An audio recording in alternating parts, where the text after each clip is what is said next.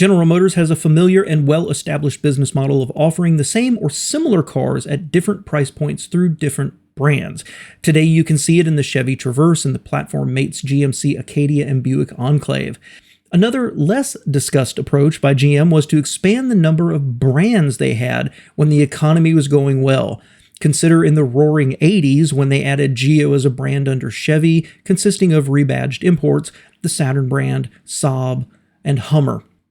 And in the early 1920s, the economy was going very well indeed, and a plan was hatched to add 4 new sub-brands to capture even more sales. Unfortunately, the Great Depression hit at the same time, and the makes were canceled and have all been nearly forgotten. Except for one. Welcome back to All Cars Y'all. If you're new here, my name is John, and this is a far too brief history of GM's companion junior makes. In 1900, William C. Durant made a fortune as the largest producer of horse-drawn carriages with his Durant Dort Carriage Company in Flint, Michigan. Buick was started in 1899 and by 1908 made 8,800 cars, bragging they were the largest car manufacturer in the world. In 1904, Durant was a major investor in the company. In 1908, he created a holding company called General Motors, quickly adding Oldsmobile Works and then Cadillac, Oakland, and more, including 11 automakers, suppliers, and an electric company. By 1911, the board was tired of his overspending and Durant was fired. He partnered with racing driver Louis Chevrolet later in 1911 to create the Chevrolet Motor Car Company. Successful, he used this to reverse merge in with GM, once again becoming its president. Falling back into old habits, he expanded the company, and by 1920 it was almost bankrupt, and Durant was once again forced out.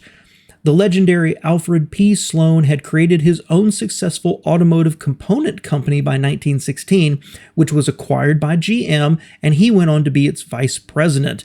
That company later became known as AC Delco. Sloan realized the various GM divisions were competing against each other and not just Ford, and set out to restructure them based on his principle of a car for every purse and purpose. He canceled the Scripps Booth brand and sold Sheridan, itself notable as the first GM brand created by GM from scratch as a pet project of Durant. Sloan then reorganized the remaining 5 marques into a hierarchy with Chevy as the entry level, Oldsmobile, Oakland, Buick, and Cadillac as the flagship. However, pricing overlaps still occurred. The intention was a new young buyer would start with a Chevy, and as they grew more successful in life, they would work their way up the price ladder until they made it and got their Cadillac. By 1923, Sloan was president, and he recognized that gaps had appeared in the pricing between the various brands and conceived of new companion brands to fill those gaps. These weren't independent brands, but considered part of the parent division, using parts and manufacturing of existing models, but slightly different to set them apart, and sold through the parent division's dealerships. In many ways similar to the way the Ford Bronco lineup today works, or when the Toyota Prius offered multiple cars under that sub-brand. A brand, but not separate. The first was Pontiac in 1926. Introduced as the 627, it was an affordable 6-cylinder companion of Oakland and priced between Chevy and Oldsmobile. Immediately successful, it quickly outsold Oakland. The next year, in 1927, LaSalle was introduced. Designed by the future styling legend Harley Earl himself and the companion of Cadillac. In 1929, Oldsmobile got their companion make in Viking, the only companion make to be positioned above the parent brand and just below Buick. Based on Oldsmobile's F29 model, it had a 62 horsepower inline 6-cylinder engine. The Viking resembled the LaSalle, and it got an 81 horsepower V8 with its stylized V logo representing both Viking and the V8 engine. Also in 1929, Buick got their Marquette companion as a 1930 model, using an Oldsmobile-based flathead 6-cylinder with 67 horsepower at a time when Buick was known for their overhead valve engines. Its styling was plump, and it was criticized as being the pregnant Buick, while also being priced awkwardly within Oldsmobile's pricing range. Here's how the lineup started and their 1929 pricing, and here's how the companion brands slotted in and their pricing. You, my astute viewer, will notice the timing of the introduction of these brands with the stock market crash and the Great Depression on the horizon. Viking was the first to succumb, canceled in 1930 with a few 31 models sold. Marquette was a sales success with 35,000 cars, but ate into Buick sales and was also canceled in 1930 with their bodies going on as Buicks. Of note, the tooling for the Marquette engines were given to Opel, a GM subsidiary in Europe, and used for the Blitz truck. While those two brands failed to help sales of their parents, LaSalle did well, selling around a quarter of Cadillac's output and helping it survive the Depression. It lasted through the 1930s, often challenging Cadillac in sales, but eventually had been squeezed out between Caddy and Buick, and the last LaSalles were 1940 models, eventually replaced by the Cadillac Series 61. The name has lived on with a 1955 concept car called the LaSalle II, and in 1963 it was suggested as car names for what became the Buick Riviera and the Cadillac Seville. Pontiac had a completely different fate. In 1926, its first-year sales were 75,000, rising to more than 200,000 in 1928, and by 1929 had sold over 160,000 more cars than its parent Oakland. Handily more successful than its parent, Oakland was canceled in 1931.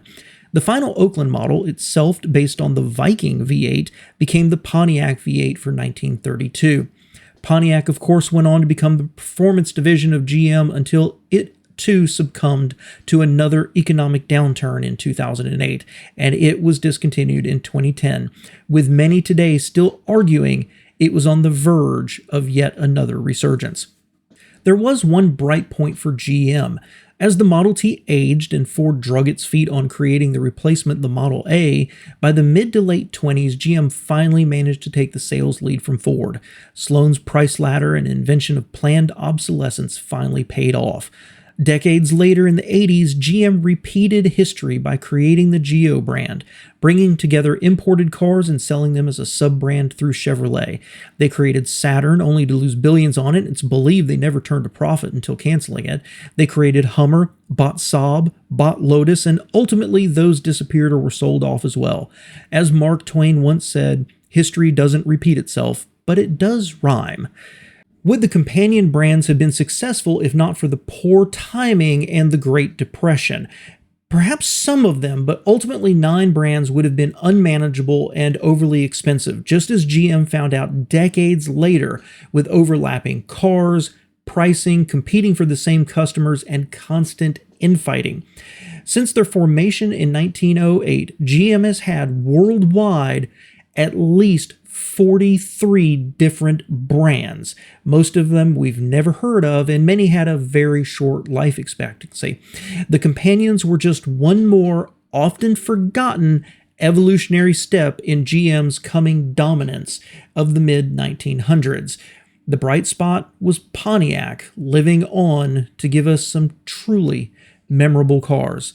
Thank you so much for being here, and a special thanks to my patrons who make videos like this possible. And don't forget, I've got a second channel, All Cars Reacts, where I do reactions, news opinions, and generally vlog about the automobile industry. And if you like this video, well, I bet you're going to love this one right here too. Thank you so much for spending just a few minutes with me today.